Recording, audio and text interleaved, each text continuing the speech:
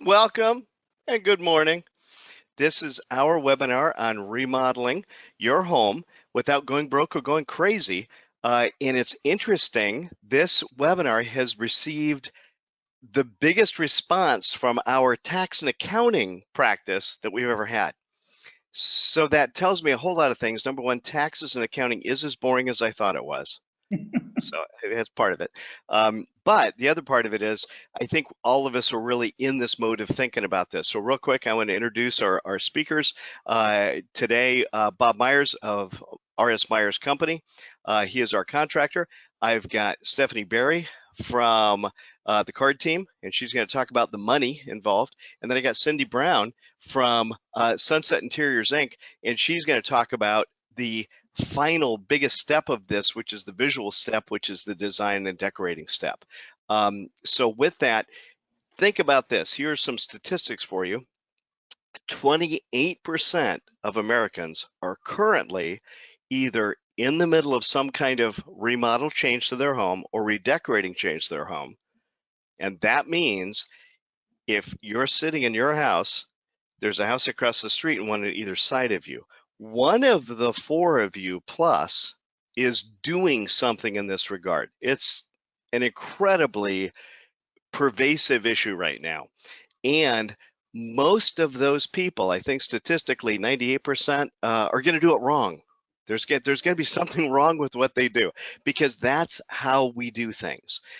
We do things by learning, and we learn by doing, and most of the time we learn by mistake. So we're going to try to cut that down, keep things simple, and kind of have a panel discussion among these experts to talk about the biggest elements of your remodel.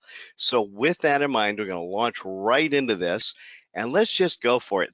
Stephanie, is Yes. this a good time? Is this the best time to be considering remodeling, and why?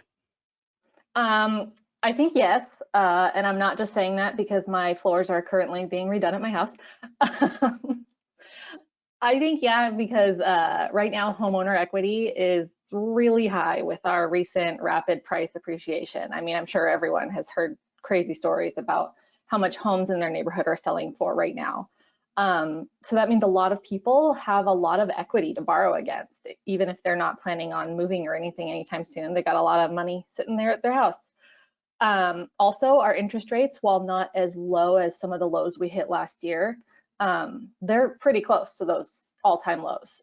So with those factors combined, I think it's a pretty great environment to plan a remodel. So there's plenty of equity and money is cheap. That's the Pretty much. takeaway. All right. So now let me toss this over to Bob real quick. And Bob, do you think now is a great time to remodel, and why? I do think that, well, I think anytime is a great time to remodel. And I'll Okay. tell you, it depends on where you're also at in the process. I think if you are we've all heard about some of the challenges that are out there and the cost pricing and the lumber prices and steel. I wouldn't pay attention to that right at the moment because I think that's going to continue to fluctuate, and I think at some point it might start to come down. But I think starting the planning process for remodel is you have to start there so that you do know what your budget is going to be, and it's all about how much money you're going to borrow and how you're going to get the money to achieve your goals with the budget. So I think you start with planning right now, no matter what's going on out there in the marketplace. You've got to start somewhere. Fair enough. So real quick, give us a 2-minute, this is who I am. Well, For you. I'm Bob Myers. I have R.S. Myers Company. I've been in business for 38 years, and I have been real blessed to have wonderful projects throughout my career. I started as a finish carpenter and quickly got into getting my license when I was very young. And I do a lot of remodels. I do new construction, and we you know, we focus on just providing a great product where we work with, you know, architects and designers to just build a great home, do a great remodel. I haven't promoted myself in a while, so I'm a little rusty at that. Fair enough. So with that, what are the three biggest mistakes you typically see people make when it comes to remodel? Well, I think that it all starts with planning, and I think that the one of the first mistakes that I see or problems that create a project that doesn't flow smoothly is that is poor or, you know, insufficient architectural plans and in the planning and designing of a project. And I think that everything hinges off of having a great set of plans that are bringing your remodel to life, if you will. I think that you know, it starts with plans, and you attach the budget to that, you attach the how everything's going to be executed from those plans and how much money you're going to require for doing the remodel. It all starts on, if you don't have good plans, you don't have really a great, you don't have a competent budget to attach it to, which I think is where it all starts. I think that not surrounding yourself with a great team, you know, which includes your builder, your designer, your architect, your lender. I think we all have to come together and, you know, become partners and build that trust, build a level of trust that you can depend on and interact with. I think, and that all starts with communication. And you're going to be hiring somebody, you're going to be hiring this team, and you've got to feel comfortable and confident. You know, some of it's based on how your gut feeling is. Some of it is based on, you know, the level of competency and capability. I think that the third consideration, the thing that I thought about was that in this, you know, if I, you know, want to really clarify from my perspective, is that it's kind of a bad idea to play budget poker, if you will. I think that, and again, it all comes back to the drawings and the planning and the communication, but I think that you need to really bring your team together early in the planning phase. And as a contractor, you know, I think that we approach it that we become partners with the whole group, you know, the whole team, and we like to play a role in the budgeting that works for you and for your project. There's lots of ways to answer that, but because so many people say, well, I don't even know what it's supposed to cost. And right. I think that, you know, you can approach that with have an architect or designer do the plans, and you can go out to bid and have multiple bidders, and that's fine. But unless that set of plans is really ironclad, I think that you are going to be setting yourself up for potential problems. Got it. You mentioned materials cost a minute ago. The fact that materials costs are high right now. Where is that in relation to like where it was a year ago, where it'll be a year from now in your experience? Well, I can identify certain things that are definitely more expensive right now, like lumber is probably in the 30% higher than it was a year ago. You know, steel is probably in the same range, and but it's those are, depending on your project and the design of your project, that may or may have not a 30% impact on your project. It may be much less than that. Okay. I think one of the other big challenges right now is lead time and ordering things like plumbing fixtures and furniture and materials, flooring materials, things like that. Those are the things that I think are going to bring us the most long-term challenges right now. So looking at all the different things I might do, kitchens and bathrooms seem to be the big target for remodel because we're all, either told that or have experienced that. Everyone hangs out in the kitchen and people buy houses for kitchens and bathrooms, kind of thing. So is that really the best bang for the buck as far as home appreciation goes? Are those the projects we really want to focus on? I think absolutely. I think it has been that way, and I think it will continue to be that way. I think the kitchen is, and the master bathroom or the other bathrooms are your best return for your investment. Okay. And your street presence. I think that the front of the property should really be, if not remodeled, certainly maintained and cleaned up. Okay. And that you're talking about hardscape, landscape, as much as you're talking about the architectural front of the house. Okay. And if you have to go clean your neighbor's yard up, do that too. So the guy who talks about your garage door being 30% or 70% of the front of your house or whatever, and that's why your garage door needs to be great. That's a true-ish statement. Yeah, I think that it would be. I think, you know what, clean it all up. Got it. Okay. Put it all. So if I'm going to add square footage, okay, and I'm not talking about going up, I'm talking about going out, all right, because we all stayed home for the last year. We found out our house was too small, and so we're going to add some square footage. What are some of the things I can do to keep the cost of adding square footage down? Start with great planning. And okay, all right. Keep the cost of the square footage down.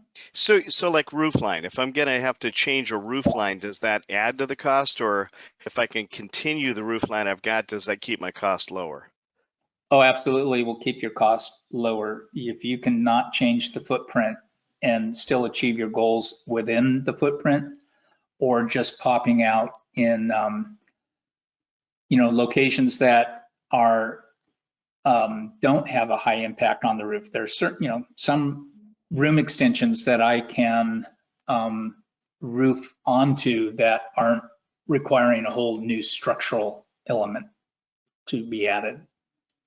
Fair enough.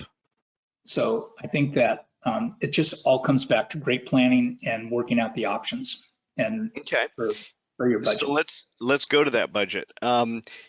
I've got a 25-year-old house. It needs a new kitchen. I'm an average kind of guy. So I'm not talking about the guy who needs the push button in wall espresso maker. I'm not that guy. But I'm also not the guy who's going to get all my appliances from the scratch and dent. Okay, so I'm not that guy either. What's a relative range of a kitchen remodel? Oh, that's a loaded question. No, I think it used to be, 10 years ago, I would say if we're going to remodel your kitchen and we're going to use, marble or granite countertops and some reasonable appliances, and there's going to be some electrical involved, I would always say $50,000 is kind of a reasonable budget.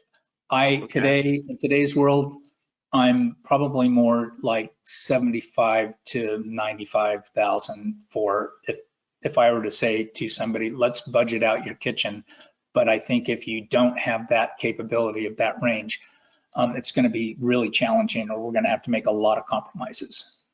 Okay. Cindy, yeah, what do you got there? I wanted to add too, I think with kitchens there, for people whose budget may not be, let's say 50 to 75,000, there are some ways to make it less expensive if you don't change the footprint. You can Yeah. use stock versus custom cabinetry. You can, if you don't have a big island, you can use prefab stone for your countertops, which is less expensive. Yes. There's cabinet refacing, which has a wide variety of qualities, but there are ways to make changes to a kitchen without doing a full remodel like Bob's talking about, that can be managed in a lower budget. I agree with that. And I think what I see happen so often is that one thing leads to another, and you kind of get that. Well, might as well change this since we're changing that. And it really can become out of control quickly. And so I think it all comes back to that original design and that the original, understanding the goals and helping a client really see what the value, what the big picture is going to be. Help them to visualize if they're not a visualizer. So when you talk about the goals of the remodel, are we talking about the difference between the person who's recently bought the house and is going to live in it for the next 15 years, and they're doing it for them, versus the person who's lived in the house for 25 years and they're getting ready to sell it and they're going to remodel so they can sell? I mean, is that a goal difference? Yeah, I think it would be. Okay. Okay. The latter part of that, unfortunately, people that are going to remodel just to sell the house, or so many people buy to invest to resell. I think a lot of corners unfortunately get cut sometimes when they do that. And Okay. that could be a problem. Well, yeah, in the last house that we resold, bought, lived in for a long time, and then sold it, we made some changes just before we moved that I wish we had made the year we moved in. Because after we made them, I looked at the house and said, wow, this is a great place to live. Maybe I don't want to sell, but it was too late. We were already in the process. So that's where, I kind of feel like people may wait too long to do the work to make the house their place, the place they want to live in. And I think Stephanie is going to give us some ways to make sure that we can afford to do that right now. And I think that makes sense.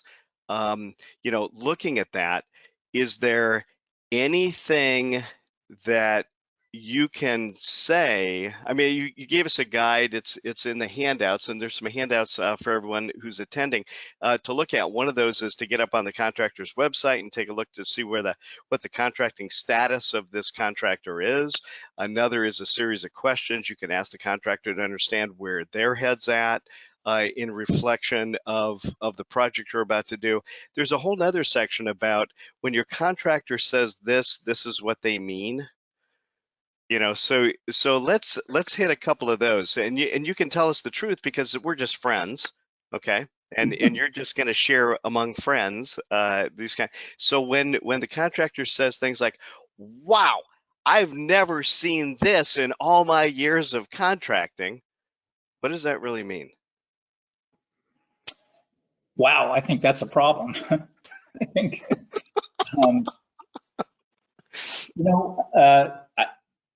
I think that there shouldn't be a lot of surprises along the way. Again, it comes back to the communication and the planning and the just all the original foundation of how you're going to launch into a successful project. I think that for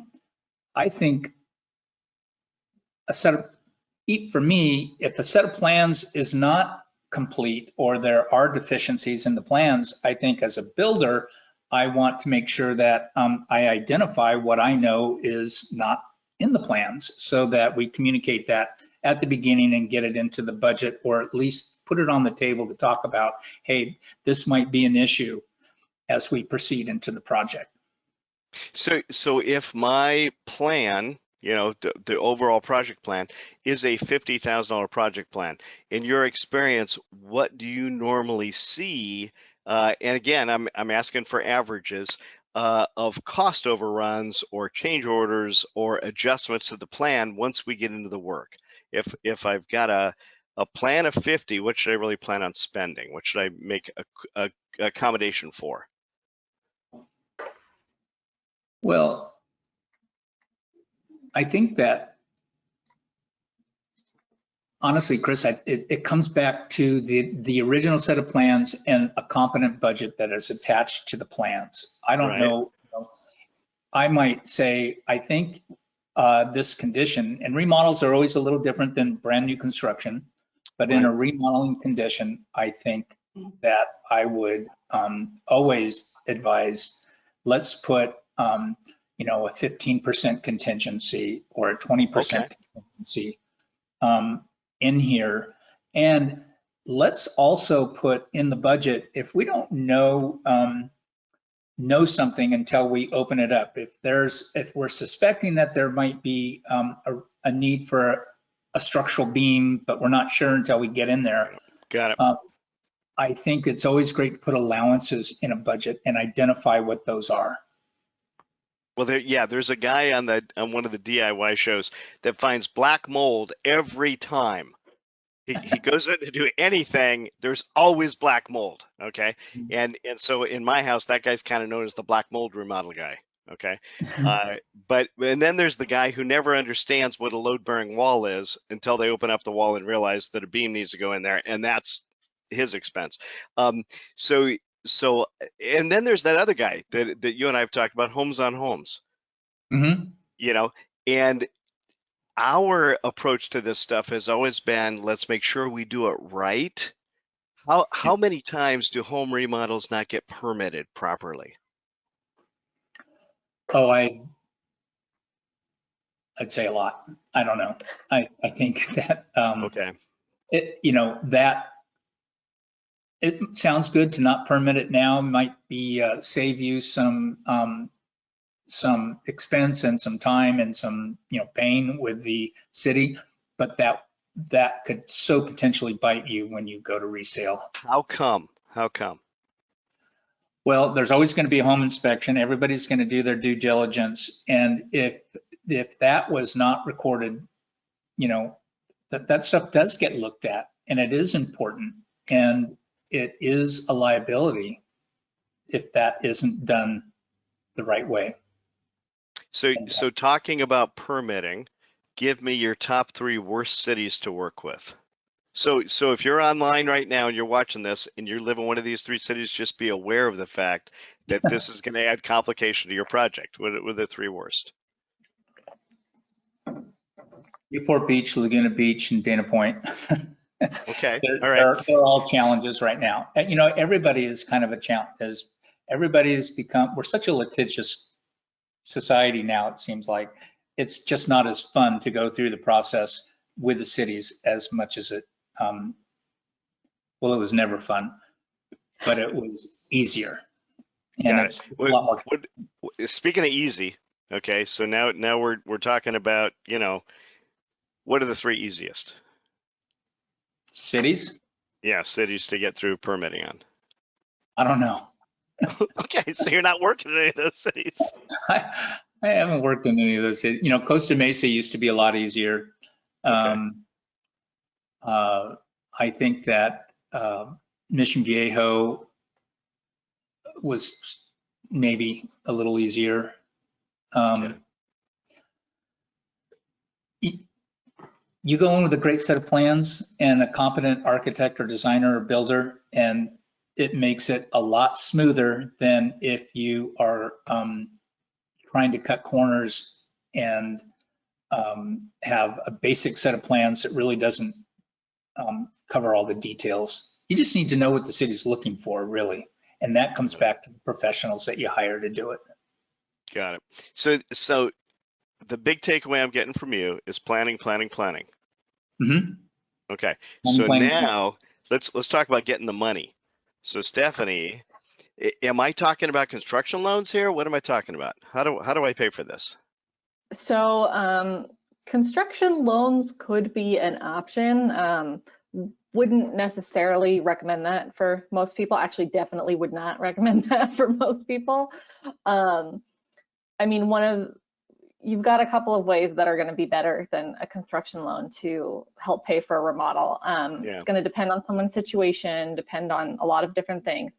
But going for a home equity line of credit, a HELOC, is going to be one of your options, or just doing a cash out refinance.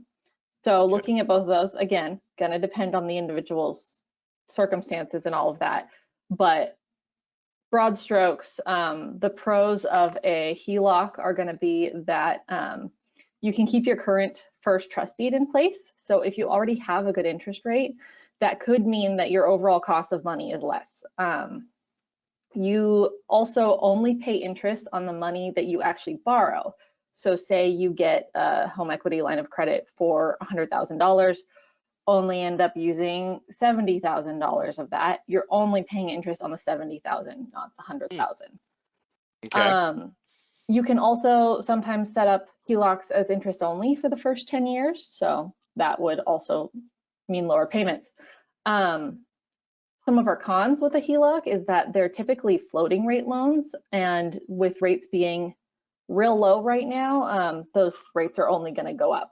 So unless you're anticipating some sort of bonus income or other large infusion of cash to pay that down soon, you're subjecting yourself to some risk of your rate going up as time goes on. So generally, more people are going to want to go the cash out refinance route, especially again right now with great rates. You can pull out whatever money you need depending on the equity of your home and other things, and then lock in a long-term fixed rate so you're not subject to those increases with time. But I want to add here that it's really important to, unless you already have a giant bucket of cash somewhere, and we'll just use whatever money you pull out to pay yourself back. It's going to be really important to do this stuff before you start construction, because appraisals have to be done either before all of that is done or after all of that is done. You can't do an appraisal on a gutted house. Okay. So if I don't have the equity before, then I go for the better appraisal after, and I have to float the cost of it on the in-between somehow out of existing cash. Yeah. But the risk there, as you've already identified, is in the 6 months it might take me to get that project all the way through, rates could be different on the back end. Okay, and your feeling is rates are not going to be going down over the next 6 months, but could possibly be going up. Yeah, that's the general feeling right now. Okay. Either going Now, up or staying about where they are for maybe another 6 months to a year. okay, and obviously I don't need to just borrow the cost of construction, because we're about to introduce again Cindy to talk about the finishing of this project. So depending on my other cash availability, I may want to wrap everything into this. You know, this could be a construction and redecoration and everything budget. Okay, and I see Bob shaking his head or nodding his head too. So with that in mind, again, going back to Bob's original comment about knowing what it's going to cost me, and then plus, you know, that makes a lot better sense to have a big picture idea of the cost of this. Absolutely. Yeah, I've got a friend who says if it's $1,000 to bail me out and you show up with $900, you meant well, but you didn't help me. Yeah.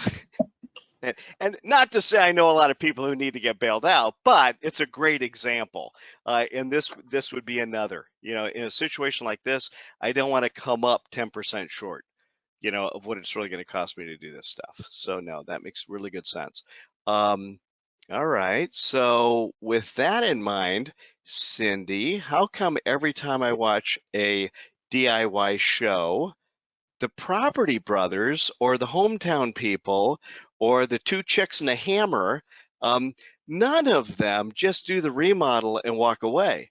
Somehow, when they do the big reveal, when JoJo walks me into the house, it's beautiful and it has all new stuff. Why do they do that? They do that because people are emotional about their homes, and most people cannot walk into an empty shell and envision what a home will look like. So people, that's why model homes have been so successful, is people walk in and they think, wow, I could come in here with my toothbrush and live here. Everything is perfect. Every picture matches perfectly. Every pillow is perfect. And the furnishings are nice. So in terms of the designer, I think Bob spoke about this quite a bit. It's really important for the designer to be brought in early, because if you're doing a remodel, you want the designer to help you figure out finishes, because you can pick, a countertop that's going to cost $2,000, and you can pick a countertop that's going to cost $20,000. You can pick a backsplash that's available at Home Depot, or you can get a custom Italian stone that, will take 6 months to arrive and cost, 100 times as much as the Home Depot subway tile. So it's really important to understand what look you're going for and to figure out what those things cost, as well as if you're not doing an entire home. For instance, if you're doing a kitchen, you need someone who's also going to look at the kitchen as part of your larger, greater space and make sure that the decisions you make work and flow with the things that you aren't changing. Absolutely. Which, is huge. Okay, but this is funny because my kitchen remodel started because our refrigerator crapped out, which meant we went over to Howard's and found a new refrigerator. We had it delivered. We shoved it, or tried to shove it, in the hole that the old refrigerator was in. Didn't fit. And so we busted out, and then that became a new kitchen. Now, as the new kitchen's going in, we're realizing, because all the houses today seem to be one great big room, the new kitchen goes in and we're standing in it, and I'm looking into the family room because I'm watching a soccer game on TV on the far wall, and I'm realizing those sofas and that new cabinetry aren't really looking like they should. And so that became, we have to hire a designer now to fix how everything looks. It was insanity, okay? And what really scares me is I have clients, and there's some of them on the call today, who always say to me, but Chris, you keep adding costs. You keep adding costs to everything we're doing here. Everything we're doing is getting more expensive. And in fact, most of my clients, and myself included, are scared to death of hiring a designer, because we have no idea what you do, how you do it, how you charge for it. And I remember the commercial on TV where the guy walks into the living room and he sits down on the round rock, and he says, yeah, it's my interior designer, designed this. And we're all afraid of that. So help assuage some of that fear. Tell me about the options, tell me about the process, tell me what you do. So using an interior designer, there are designers that do all ranges of projects. I know designers that only do great, big, huge, very, very high-end projects. I actually started out doing really kind of low-end, simple design on a dime type projects. The way I work, I bill for my time, and can do a basic consult for people very reasonably. And we'll do, small projects to big projects. So I have clients where, I spend 2 hours a month helping them with some basic stuff, and they do their own things. I have other people who've, hired me to furnish an entire home for them. Not all designers mark up everything they sell. It can be set up different ways. And during my initial interview with people, I ask a lot of questions about their style and their budget. And, I let them know what's realistic and what isn't. But, you know, an example of that is I recently worked with some people that were moving here from out of state, and they asked me to furnish their entire home for them because it was going to be a second home, and it's about a 4,300 square foot house. So it was Big house. quite a bit to furnish. And so I came up with a spreadsheet, kind of a room by room thing of this is everything you're going to need down to, you know, towels and towel racks and all that kind of stuff. Right. And then I set range pricing, and basically I told them that I could furnish the whole house for between $40,000 and $150,000. And then I let them set the budget that they wanted to set. So, you know, just because you work with a designer doesn't mean you can't get, you know, a $1,500 couch. It doesn't mean that your couch has to be $10,000. If you want a $10,000 couch, I can help someone find that. But I really love, you know, sharing my preferred vendors that do a great job and are cost effective. But I think, again, going back to what Bob talked about, it's so important when you're remodeling to bring someone in that sees the bigger picture. I have some clients right now that are redoing their kitchen, and I was brought in after they had chosen everything but their countertops and backsplash. Okay. And they had all the materials out, which were lovely, but I pointed out to them that they did not look good with their paint and their flooring, which they weren't going to change. And, you know, kind of walked it around and showed them some pictures, and they're like, ooh, you know, I think you're right. So we were able to make some changes that didn't end up costing them any more money other than a couple hours of my time, that I think they're going to be much happier because it works with everything else in their home that they're not planning to change. So this is sounding like, and if, in fact, all three of you have kind of, you know, trended on the same line, that even though I'm the professional, you're the client and you're in charge. You know, so other than the person who has no idea what they want, no idea what they're doing, no idea about anything, basically, and in fact, your handout is just a long question list. I mean, it's 29 questions and then you gave us also on the end of that is a link to another online, you know, what's your style kind of question. So if you can suss out what it is I like and how I like it, then you can help me to create that. Right. Right. Sometimes with people, I even that have no idea what color they like or what style they like, I can find a picture that they like and use the picture as the inspiration for the design. I mean, there's a lot of ways to figure out Right. what resonates for people and what doesn't. Have you found Pinterest to be a good tool for people to use to save pictures they find and then share that? Pinterest works well. I use Boards on House, Houzz, which is another Okay. app Okay. that has, you know, a lot of design pictures as well.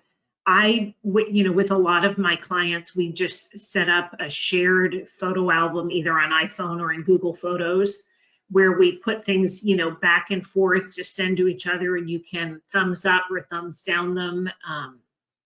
And it's, you know, a great way to communicate. And it takes some people, it's super quick to figure out what their style is, and other people it takes longer, but that's okay. It's a process.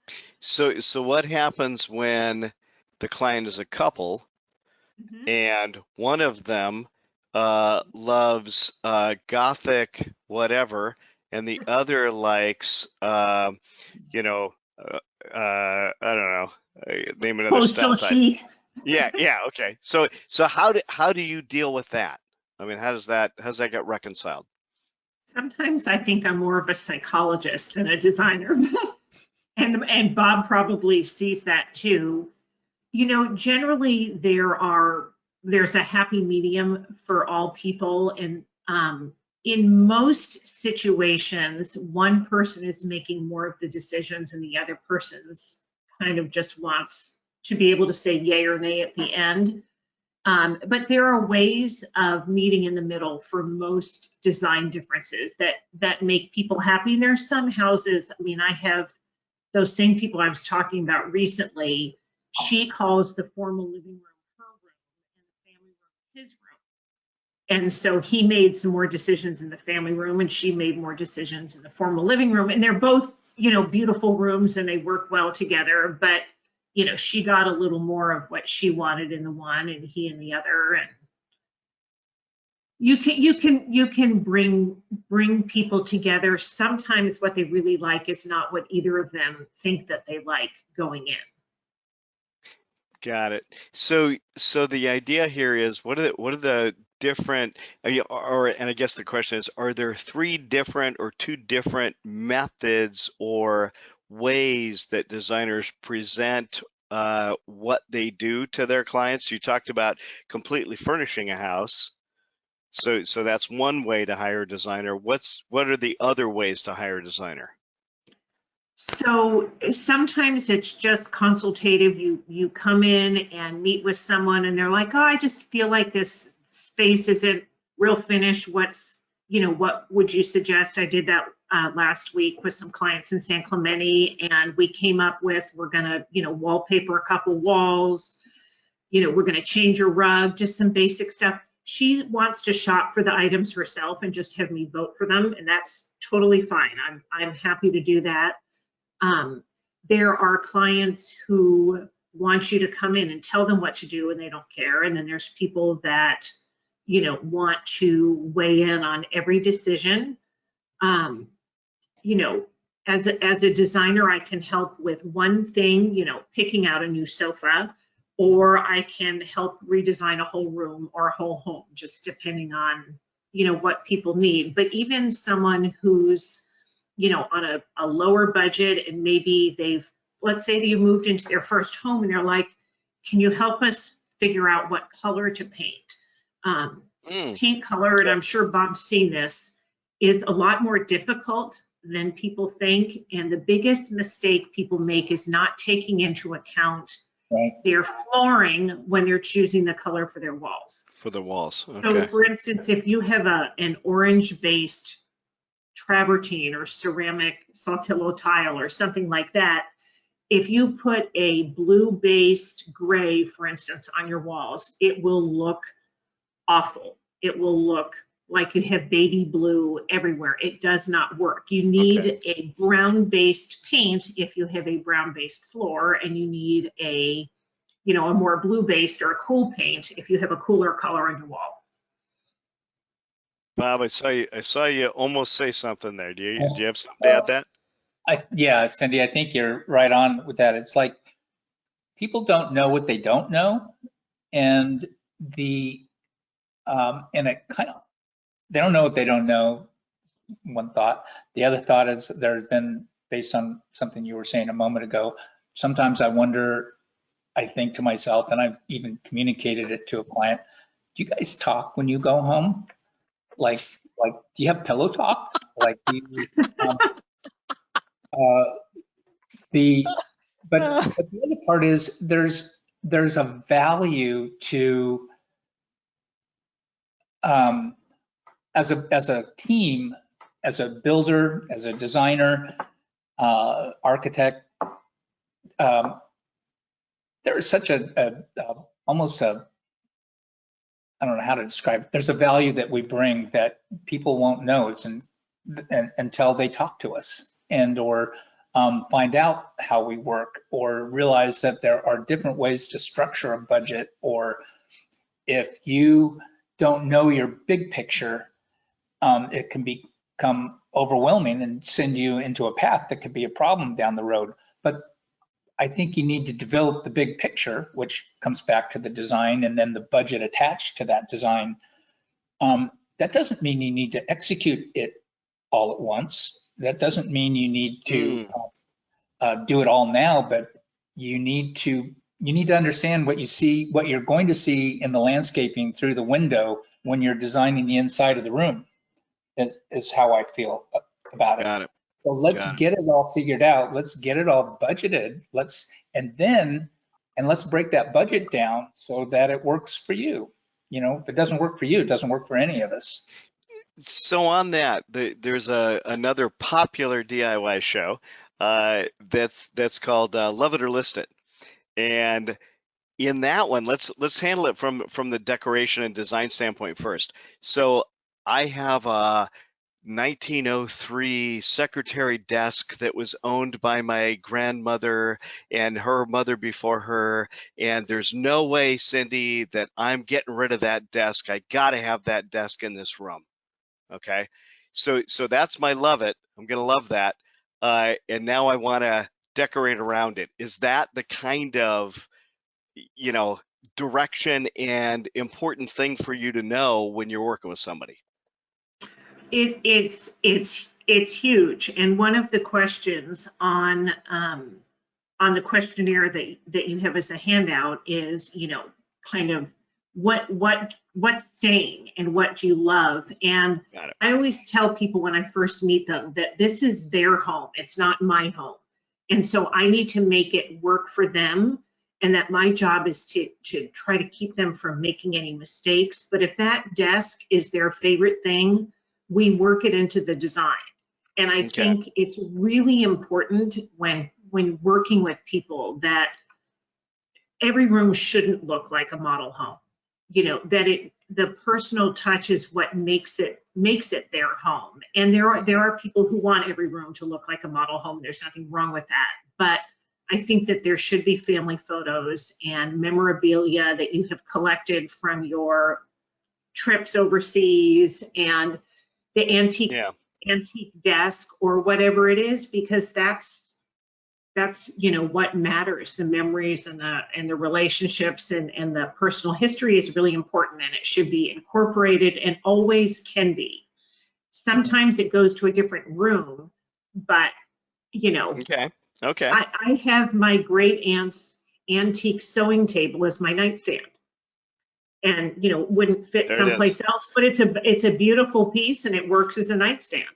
Okay. And Bob, same question for you. You know, I've lived in this house. Now my kids are getting bigger. They're starting to move around way more. We need more space. So I ask you to, okay, do I add 1,000 square feet? Do I buy a new house? I mean, and that's part of that economic decision, right? If this is the budget to make this house what I want, what is that budget of a house that's already there? And does that ever enter into the conversation? No, not really. It doesn't enter into the conversation. Not for you. Okay, not for you. But I mean, is that I think there's too many variables, I think, in what the question you just asked. I'm not quite sure how to answer that. I think that it's always worth the conversation to,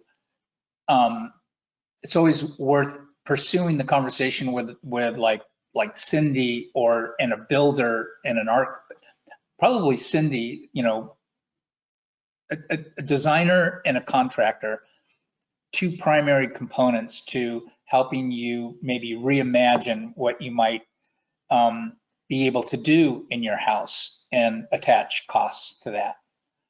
I think that, and you need to, I just think people should start with hiring or interviewing. Even in the interviewing process, you're going to get ideas from those people to say, oh my gosh, there could be, we might be able to do this. And right. You just have to start with not limiting yourself because you don't know what it's going to cost you and what fees are going to cost you. You know, I could save a lot of money if I didn't hire a contractor. I could save a lot of money if I didn't hire a designer. You don't know how much value they're going to bring to your project and success for your project if you don't at least go interview capable, competent designers and builders. Fair enough. And lenders. I Yeah, spoke to a so let's go to you, Stephanie, because that was the last question that I had for you. It's actually two questions. One of them is, if I've been in this house for 10 years or 12 years, and I've got 18 years to go on the mortgage, and I want $100,000 for this project I'm going to do, is there a way to get an 18-year mortgage so I still end at the same time, but I don't have to restart the whole 30-year process? Can I get a shorter term or a custom term on my mortgage? There are definitely shorter term mortgages. I mean, here we mostly see 30 years, what people expect. But every once in a while we'll get someone who's interested in like a 15-year. Okay. I haven't personally dealt with any like custom length loans, Okay. so I can't speak to that, but I do know, yeah, we'll sometimes have someone who would rather pay it off faster. It means a higher monthly payment, obviously, but Right. you're paying less in interest over time. You're knocking it out quickly. Right. And then another option you could have is still get that 30-year mortgage, but pay it down faster if you don't There you have go. Okay. payoff penalty. You So could put more customize on down. my end. Yeah, customize on my end as opposed to your end. Okay. Oh, Okay. absolutely. Yeah, there All are right. different ways to do that. So is there Um, anything else our clients need to be aware of as they're approaching this big picture of finding the money? So, well, I did want to touch on, because I know you asked about construction loans earlier, and I Mhm. didn't really go back to that like I intended to.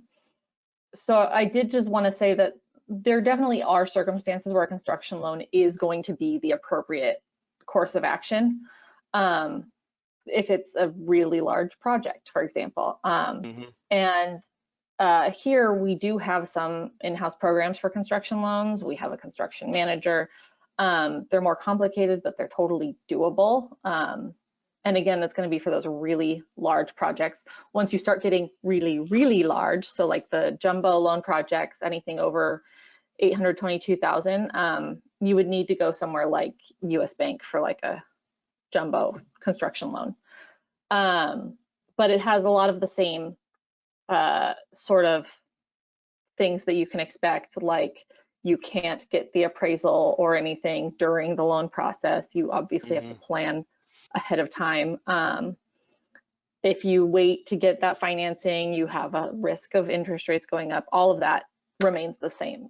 It's just a generally more complicated process, which is why I made that comment a minute ago about yes, you definitely want to bring on people early on and start interviewing, start getting consultations. I would totally add a lender or loan originator to that list, because at least, we're always happy to consult with people and look at their specific situation and see what's going to make the most sense for your financial situation and your just, life plans, life goals. Okay, I'm going to go to questions now. We've had some questions queuing up as we've gone. So first question is for Cindy. You've talked about consulting, that designers consult with people and they don't necessarily, get hired without that pre-conversation. Is there an hourly consulting rate that is charged by designers? Yes, and that rate, obviously varies. I will do an initial consult, which is up to 2 hours with a client for $250. And then after that, I charge $100 an hour. And most designers have some kind of a initial consultation and an hourly rate. Okay. Right. But there are a lot of, there's a big range. There are people who are less than me, and there's people who are a lot more than me that work for, bigger firms and have much, bigger budget clients typically. Got it. So, and then question for Bob, how do I find a contractor, a construction expert, a builder, to do this if I'm doing a kitchen or a bathroom? What are my best ways to go about that? That's a great question. I think that the best way is through referrals from friends and acquaintances. I think referrals are huge for asking about the experience. I think there's some great questions to ask the referrals about, you know, how did you get it planned? How did it get designed? Who did that? And did that builder or contractor work with a designer or architect? How did they do on their budget? And if it did go over budget, can they elaborate? Can your friends elaborate on that? Like, why did it go over budget, or what things went over budget, and what would you have done differently? Got it. One of the Can I answer questions that real fast? Oh, yeah, go ahead. Referrals are an awesome source, and I would add just not only friends and family, but even like among your team. Like, say you already have a great contractor, but you don't know a designer, so you Yes. ask him or her, hey, who have you worked successfully with in the past? That's going to be another great one. I think that's really important, because it really is a team to come together, and they need to communicate not only well with the client, but they need to communicate well with one another and really be there to support one another to achieve the goal for the client. Yeah. And everyone on the call today doesn't know, or on the webinar today doesn't know, but we got on early and we were actually exchanging names and numbers of people that we knew that did different elements of different things, because that's the best way, you know, to get a name. Yeah, good point, Stephanie. So then another question here, in the big picture, is there a first person to contact? Who's the first person in the project planning side of this? I would say for me, I probably am the first contact for maybe 80% of our projects. I will be contacted, and we don't advertise. I've never have done any of that. It's all been by referral. And a lot of our clients are out-of-state clients and or repeat clients. But so what was the question again? So who's the first person I need on my team? Yeah, so I'll bring in the designer and architect, and for them, and people that I like to work with, and I will or bring in multiple designers or architects for them to talk to and meet with. But that's how it becomes a great team. Got it. And Cindy, Cindy had a thing. Here, sorry. Okay, I've still got my question here. So do you like shiplap? Is the question. If they're doing a farmhouse style or perhaps coastal, you can do shiplap, but shiplap should not, in my opinion, be used in lots and lots of rooms of the house. It should be an accent, not the overwhelming design element. There we go. The rest of that question was, it seems like designers have a style, and everything they do, yeah, and then they reference the shiplap because that seems to be her style.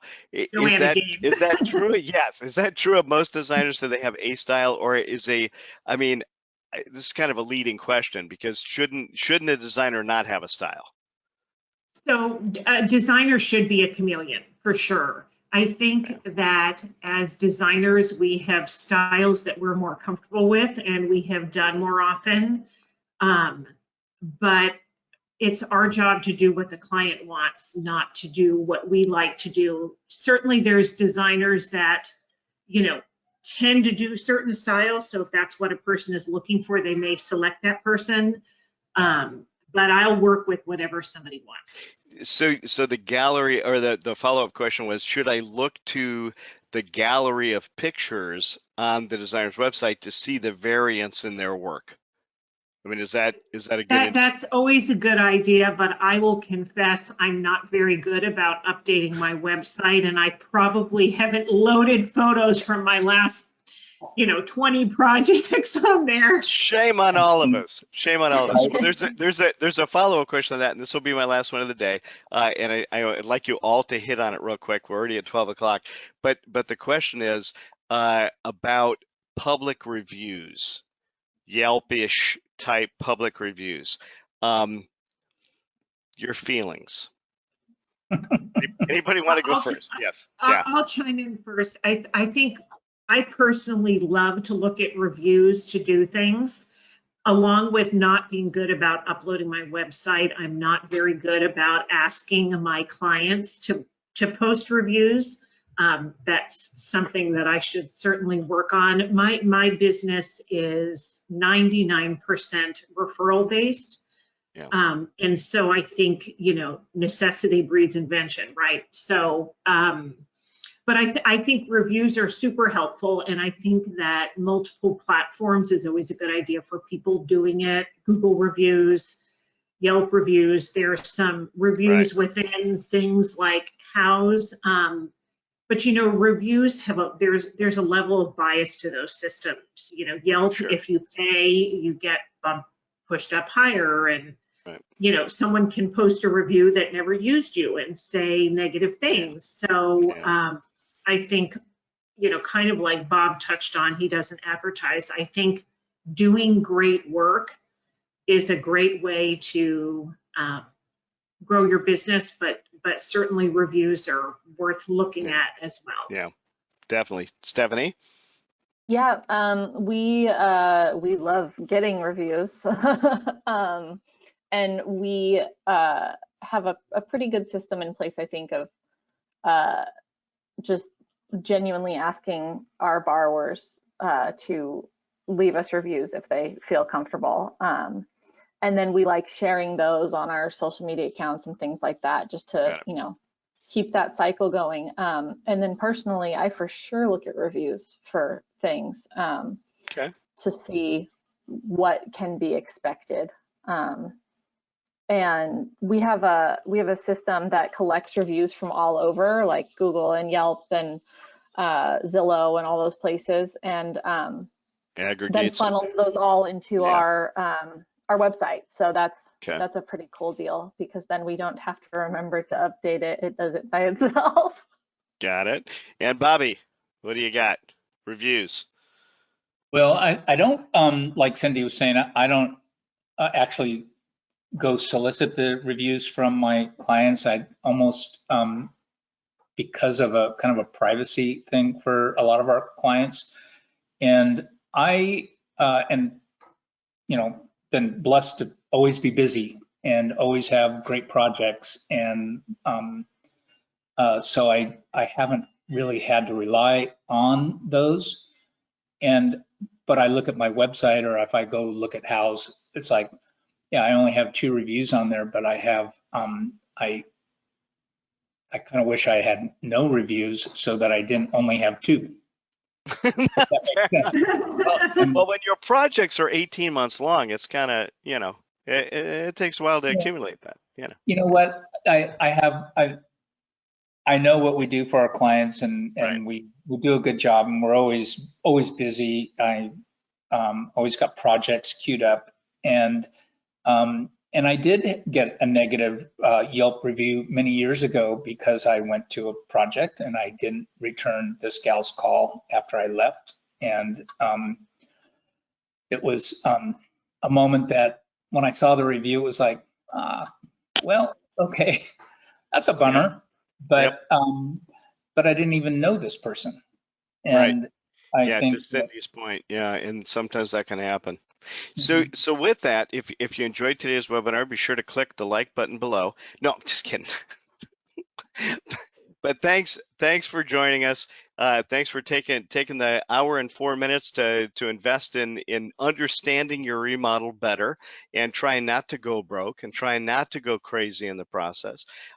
If you're officially registered for this, you're going to get a copy of the recorded webinar as well as a copy of the handouts.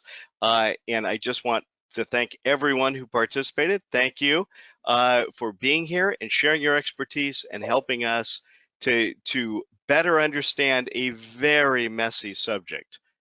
for every one of us. So thanks a lot. We'll see you guys next time.